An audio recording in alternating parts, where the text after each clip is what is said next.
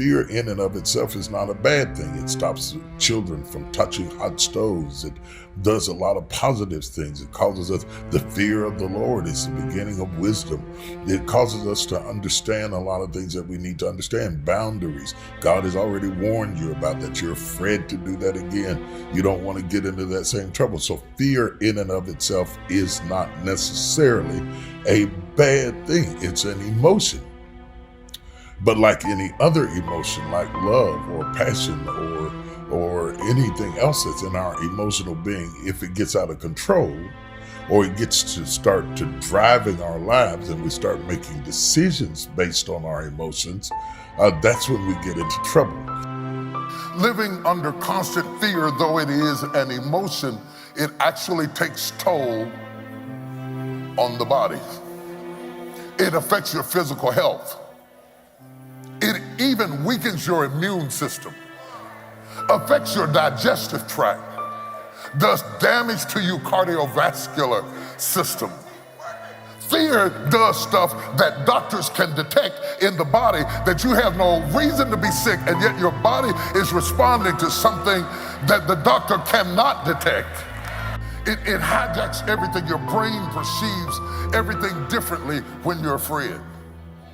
You can't trust your judgment when you're afraid. You see everything as negative when you're afraid. It affects it affects everything about your decisions when you're afraid. And when you don't know what's next in your life, or you can't make sense out of what's happening, I mean, some of y'all are going through that with your job, and some of you are going through that with school, and then you thought it was gonna be one thing, and now it's the complete opposite thing, and somebody you counted on, they turned out to be an absolute snake, and now you're trying to figure out what to do about that. And the crazy thing about this is, in the stories that we tell ourselves, a lot of times we will substitute, in the place where we don't understand, we will substitute fiction for facts. A lot of us, we write stories about our future that we haven't experienced yet, but we fill them up with fear, not faith. A lot of us, we write stories about what's gonna happen in our life, but we write in the genre of horror. We write horror stories in our head. I want to speak to the thing that's got you up at 2 o'clock in the morning. I want to speak to you about the thing that you can't speak to other people about because it's too personal and it's too scary and it's too dangerous and you don't even want to talk about it.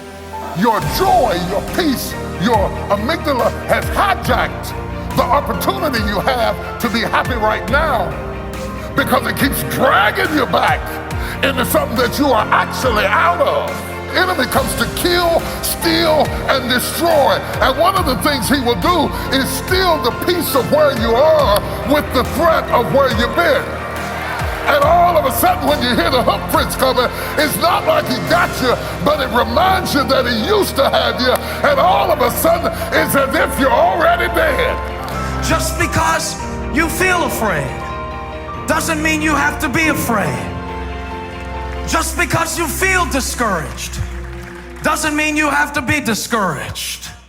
Just because you have fear doesn't mean fear has to have you.